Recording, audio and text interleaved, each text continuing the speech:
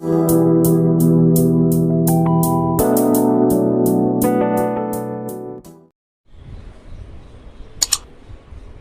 बेटा, introduction to Euclid geometry class 9 के maths में आज हम लोग एक्सरसाइज 5.1 को डिस्कस करने जा रहे हैं।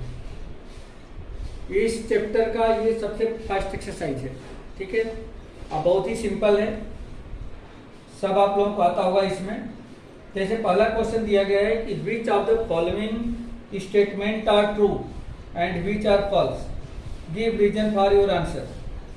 इसमें कुछ स्टेटमेंट दिए गए हैं, उसको ट्रू और फॉल्स में सिर्फ हमें बताना है। तो फर्स्ट क्वेश्चन आपका है, only one line can pass through single point. Only one line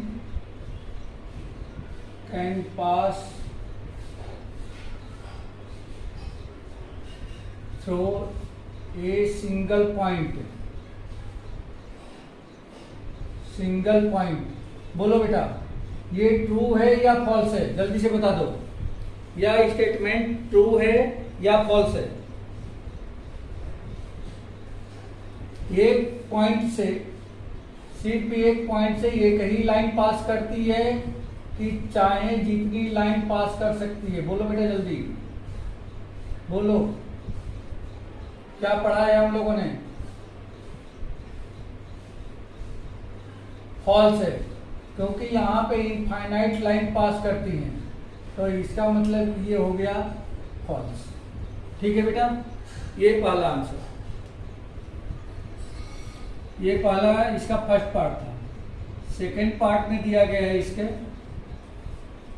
there are an infinity number of lines. There are an infinity number of lines which pass through two distinct points, which pass through two distinct point 100% ये क्या है? False है। ठीक है बेटा, ये भी false है। क्यों फॉल्स है? तो आप समझ सकते हो कि अगर एक पॉइंट यहाँ पे है, दूसरी पॉइंट यहाँ पे है, तो इन दोनों पॉइंट से वन एंड ओनली वन, एक और सिर्फ एक ही लाइन पास कर सकती है। इस पॉइंट पे जितने भी लाइन पास कर सकती हो, इस पॉइंट पे बहुत सारी लाइन पास कर सकती है, लेकिन दोनों लाइन पर मिल करके, दोनों पॉइंट पर मिल करके सिर्फ एक ही लाइन पास करती है। दोनों पॉइंट से सिर्फ एक ही लाइन पास करेगी। एक पॉइंट से इनफाइनाइट लाइन पास कर सकती है, दूसरे पॉइंट से इनफाइनाइट लाइन पास कर सकती है, बट दोनों पॉइंट से one and only one line can pass through. ठीक है।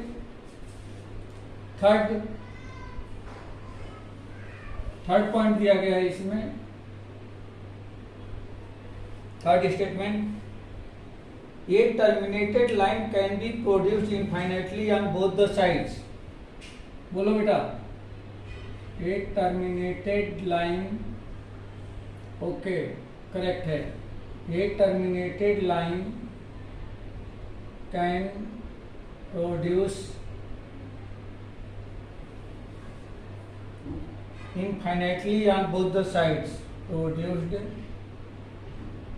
infinitely on both the sides,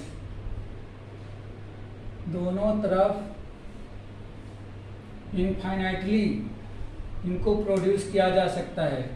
तो यह ट्रू है बेटा, ये जो है ये ट्रू है, ये ट्रू है।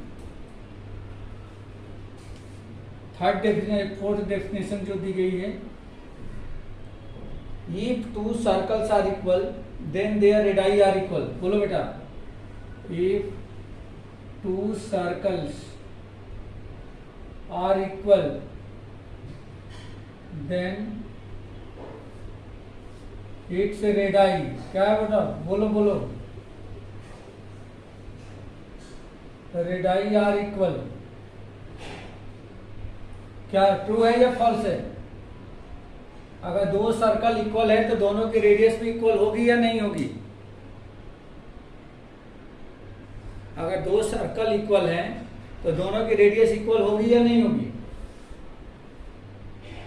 होगी ना? ट्रू है, बिल्कुल करेक्ट, ट्रू है।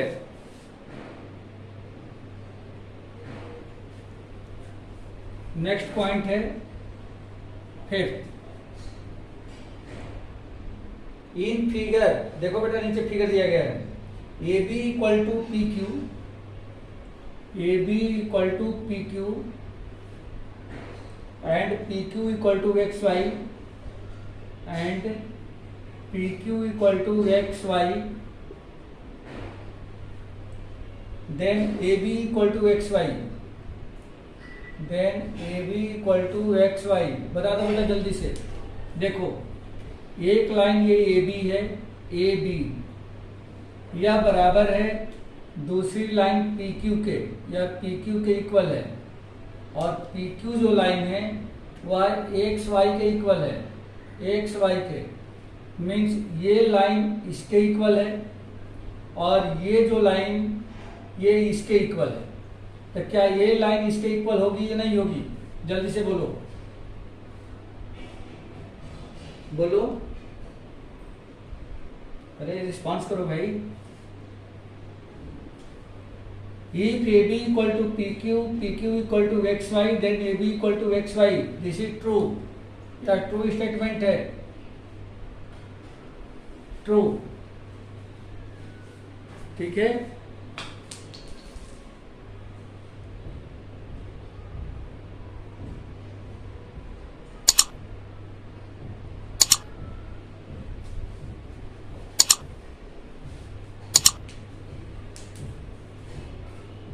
तो ये आपका फर्स्ट क्वेश्चन कंप्लीट हो गया बेटा। सेकंड क्वेश्चन देखिए।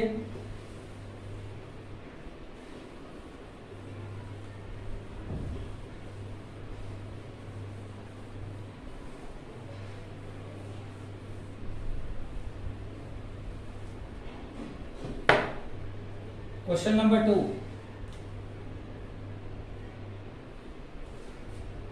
क्वेश्चन नंबर 2 में दिया गया है, give a definition for each of the following terms as there are terms that need to define first. What are they and how might you define them? First है parallel line, definition लिखनी है। First है parallel line, parallel lines. Parallel lines क्या होती है? सबको आता होगा, बहुत सिंपल है।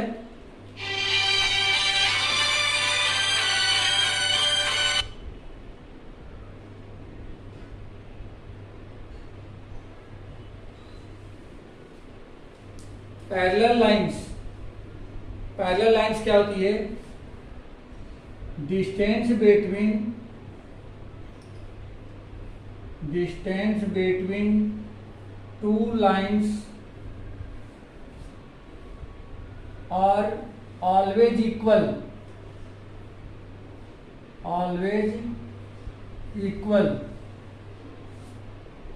is called parallel lines. ठीक है बेटा, ये पैरेलल का साइन है। दो खड़ी लाइन अगर खींच दें हम, ऐसे दो वर्टिकल लाइन ड्रॉ कर दें तो इसको हम बोलते हैं पैरेलल लाइंस। जैसे ये लाइन, ये दोनों लाइन क्या है? पैरेलल है। सेकंड में दिया गया है परपेंडिकुलर लाइंस, परपेंडिकुलर लाइंस। तो परपेंडिकुलर लाइंस क्या होती है? परपेंडिकुलर लाइन का मतलब ये होता है कि यदि दोनों लाइन के बीच में 90 डिग्री का एंगल हो, if angle between two lines is 90 degree या right angle, then both lines will be perpendicular,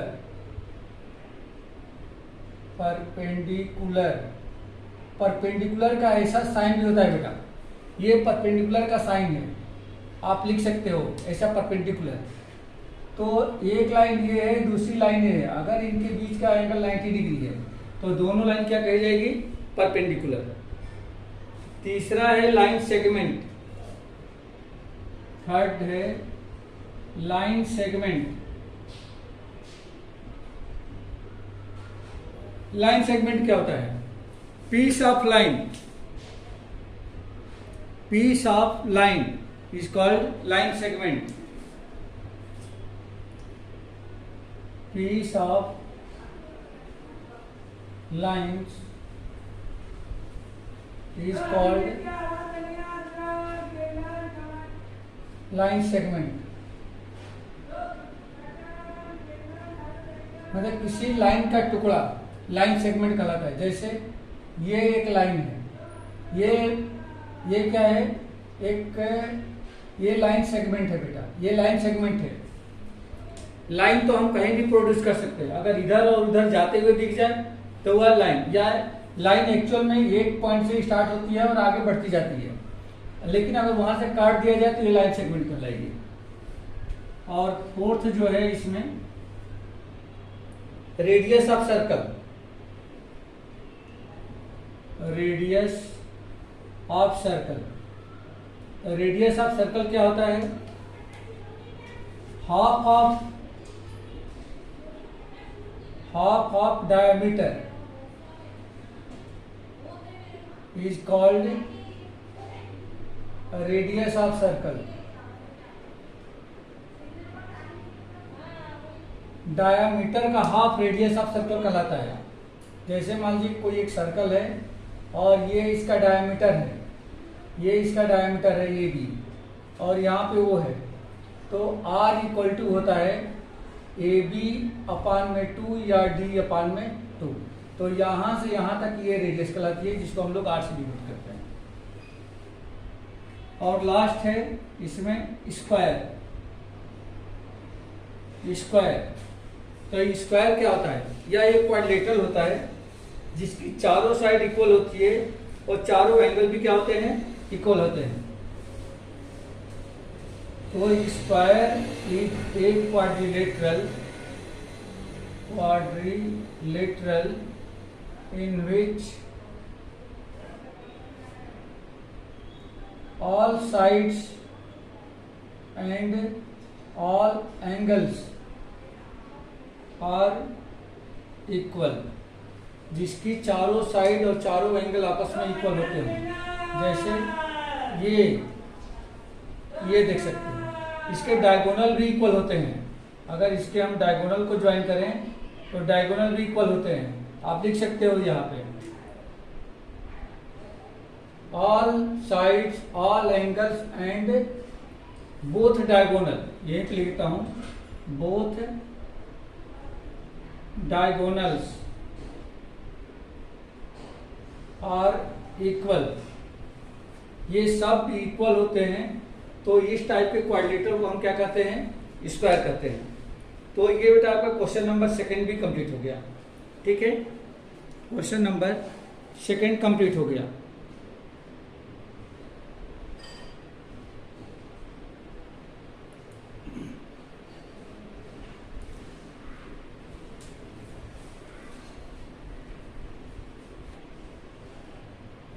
question number 3 देखिए, कंसीडर 2 पोस्टुलेट्स गिवन बिलो। नीचे 2 पोस्टुलेट्स दिए गए हैं, इसको रफ कर ले पहले।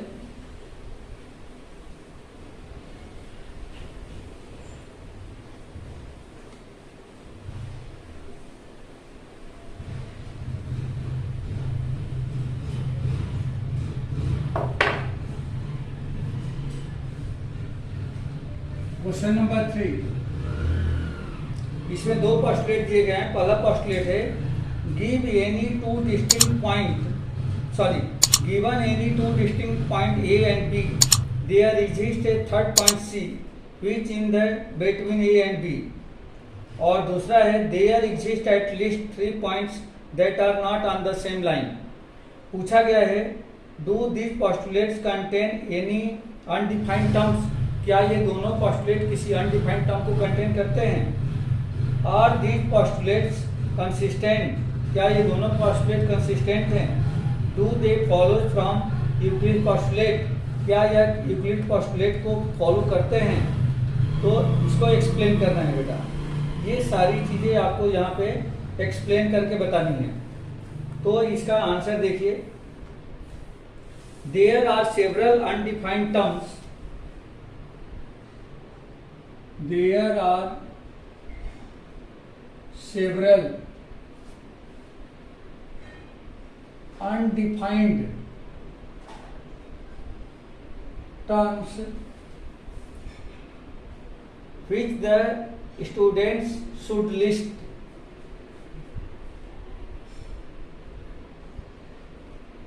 which the students should list.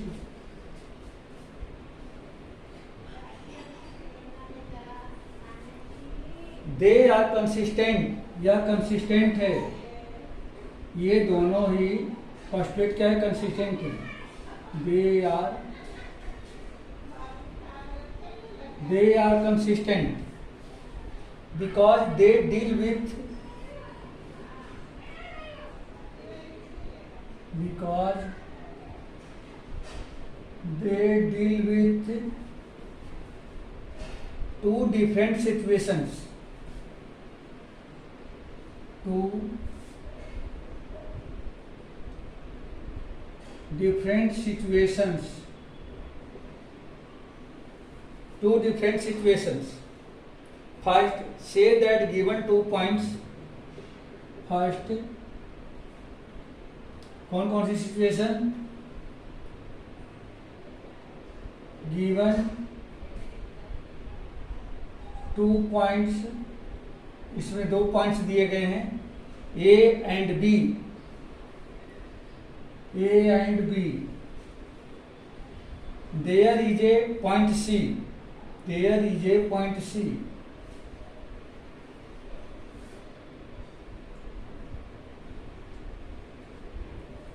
There is a point C lying on the line in between, there is a point C lie between A and B, ये first था।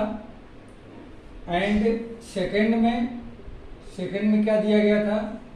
Say that given A B,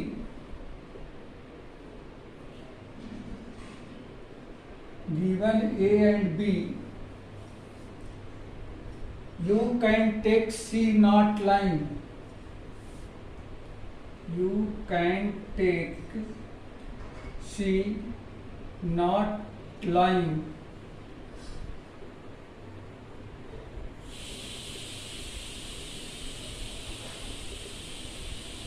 not line, sorry L Y, ये spelling गलत हो रही है, LYING, not line on the line between, sorry not line on the line through A and B, on the line A and B, A और B पर। मतलब ये है कि 2 पोस्टुलेट है, तो पहले पोस्टुलेट में बताया गया है कि जो सी पॉइंट है वह ए बी के बीच में आएगा, यानी कि ए बी लाइन पर आएगा, और दूसरा पोस्टुलेट कहता है कि नहीं, सी जो है ए बी के बीच में या ए बी के ऊपर नहीं आएगा। दीज पोस्टुलेट डोंट फॉलो, यह पोस्टुलेट है जो कि फॉलो नहीं करते हैं किसको? किसी भी यूक्लिड्स के पोस्टुलेट को। These postulate don't follow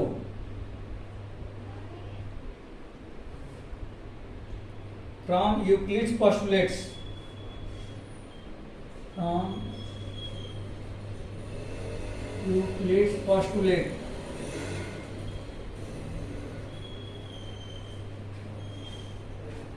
however they follow from axiom 5.1 where it follows, क्या किसको फॉलो करते हैं? फॉलोज एक्सियम्स को, एक्सियम्स 5.1 या 5.1 एक्सियम्स को फॉलो करते हैं, ना कि किसी पोस्टुलेट को फॉलो करते हैं। ठीक है बेटा, ये जो दोनों पोस्टुलेट हैं या एक्सियम, मैंने बताया था ना एक्सियम 7 एक्सियम बताए थे और 5 पोस्टुलेट बताए थे और 7 डेफिनेशन बताए थे। तो यह 5.1 एक्सियम को क्या करता है, ये पोस्टुलेट फॉलो करते हैं या किसी यूक्लिड के पोस्टुलेट को फॉलो नहीं करते हैं। ठीक है बेटा, तो ये आप लोगों का 3 क्वेश्चन इसमें से हो गए। अब आपका 4, 5, 6, 7 4 क्वेश्चन और बचे हुए हैं।